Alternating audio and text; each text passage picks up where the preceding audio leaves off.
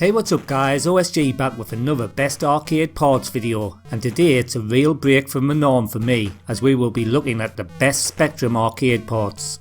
Now, being a C64 kid, I know all about the rivalry between these two systems, and I can remember being in many an argument at school about which one was better. Truth be known though, I played a lot of games first on the Spectrum because all of my mates had them. When I started this list, I didn't even know if I would finish the video as my mind was clouded with hatred, but I have to say that this has been one big surprise for me and one that I have truly enjoyed making. Obviously, we all know that the Spectrum was a nightmare on the eye with the see-through graphics and the colour clashes that made games hard to play, but there is something that the Spectrum excelled in, and that was pure unadulterated gameplay. So graphics aside, this is one of the most playable lists I've ever made. Anyway, enough waffling on about it, let's take a look at the best Spectrum arcade ports ever.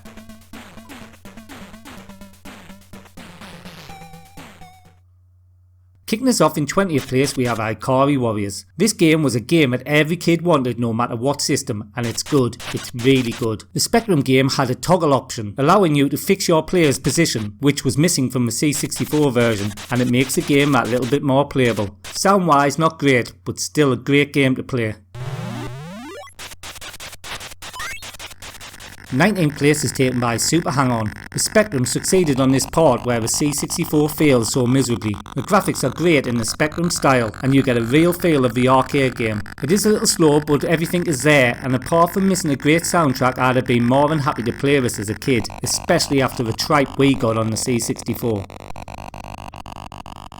Spy Hunter is in 18th position. First time we have seen Spy Hunter on these lists, and it's a cool old school arcade game where you drive cars and boats. I know it looks basic, but you have to believe me, gameplay wise this isn't far off the arcade. I do miss the Blues Brothers music though, that was in the original, but it's still really fun to play. In 17th place we have Rastan. Rastan was one of, in fact, is still one of the best arcade games ever. The game was mega popular but was hard as nails. It was ported to a lot of the home systems, and out of the 8-bit micros this one is the best. The colour clash is a bit of a nightmare, but other than that it's a great game. This is a 128K version with a soundtrack which adds a lot to this game. 16th place is taken by Flying Shark. Flying Shark is an old school top down shooter from my favourite shoot 'em up developer Toaplan. I played the life out of this in the arcades but sadly never played a good version on the home ports till now. This is a smooth shooter on the Spectrum. I can see that the lack of music and let's face it, bad sound might put some people off, but stick your earphones in with some of your favourite music and you'll be blown away by the gameplay on this.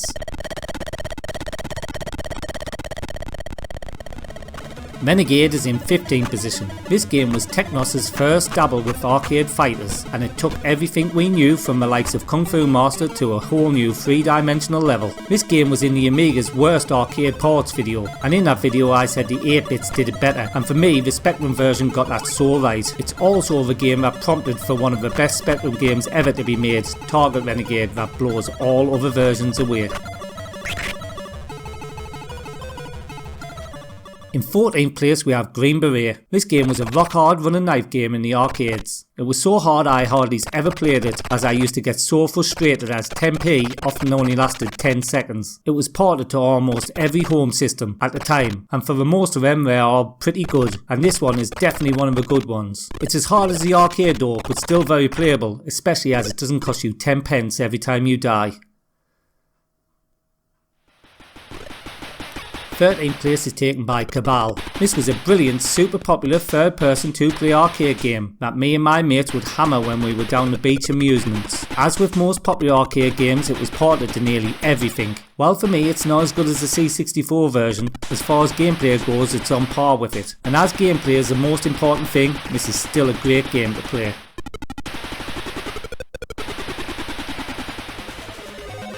Bionic Commando is in 12th position.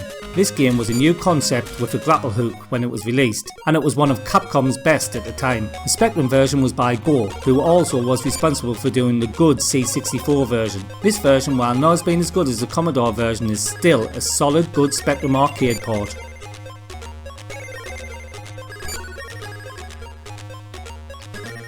In 11th place we have Bombjack. Now as I said in the Amiga video, Bombjack is my second favourite arcade game, so to be on this list it's got to be good, and although a little slow, the game mechanics are all there and executed well. If you put the lack of colour to the back of your mind, it's an extremely good port of the game that would have been great if we had brought out a 128K version with music.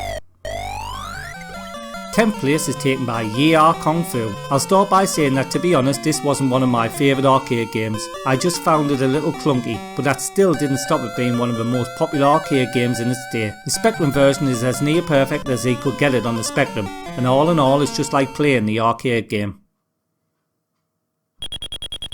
Operation Wolf is in 9th position. I'm sure that this game needs no introduction as it's probably the most famous arcade gun game of all time. This is one of the games that I mentioned earlier that I played for the first time on my mate's Spectrum, and I have to say even back then, even when I hated the damn system, I was really impressed. It's really close to the arcade in looks and gameplay. When I say looks, yes I know the colour is a problem, but this version is probably the best out of all of the 8-bits.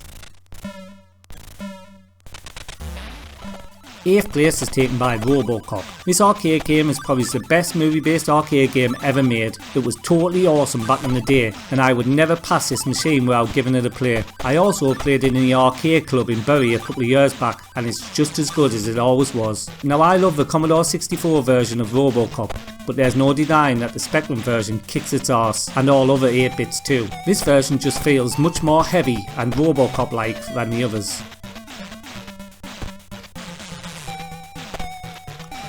In 7th place we have Midnight Resistance. This is a game that has been mentioned so many times in the Amiga and C64 video comments, and how I left it out of those videos, so here it is on the Specky, and although it's not as good as the C64 or Amiga, it's a good platform shooter. It's hard to compare them as the styles are so different, but the gameplay wise they are very similar. I feel that the screen scrolls sometimes lets this version down though, but if I was a Spectrum owner back then I'd have been more than happy to play this.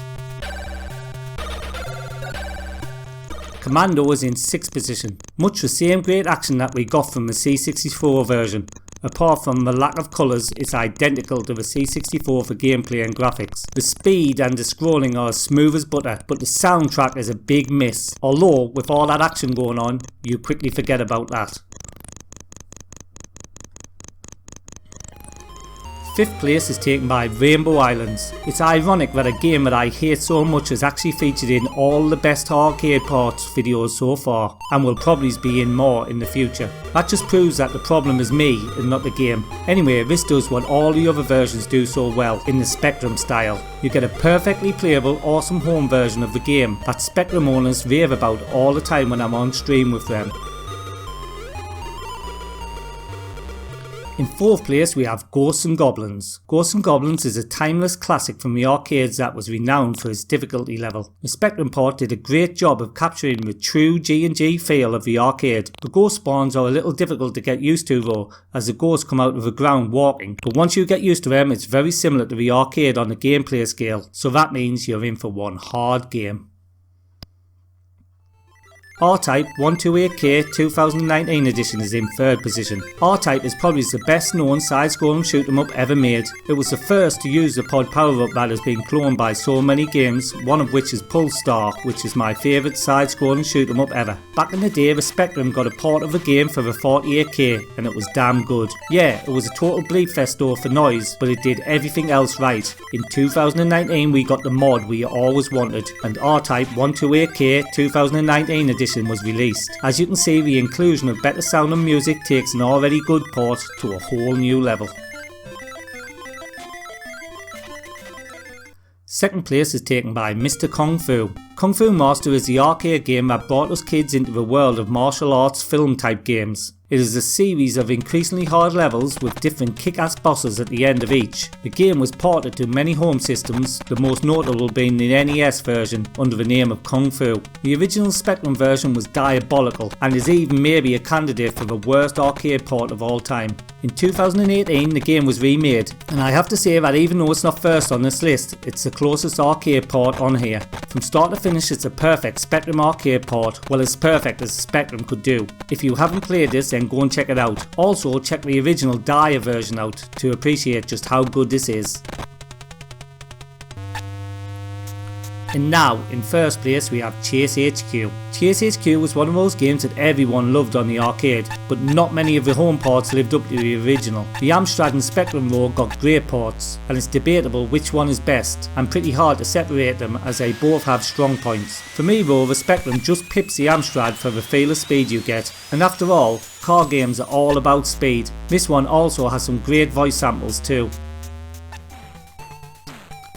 Okay, that's it for this video. I never thought this one would be so much fun, especially considering the schoolyard rivalry surrounding the C64 and Spectrum, but perhaps I'm mellowing in my old age. Please let me know in the comments below what your standout Spectrum arcade ports were, and if you haven't already, please drop this video a like and subscribe to my channel for more great retro content. Till next time, this is OSG, signing out.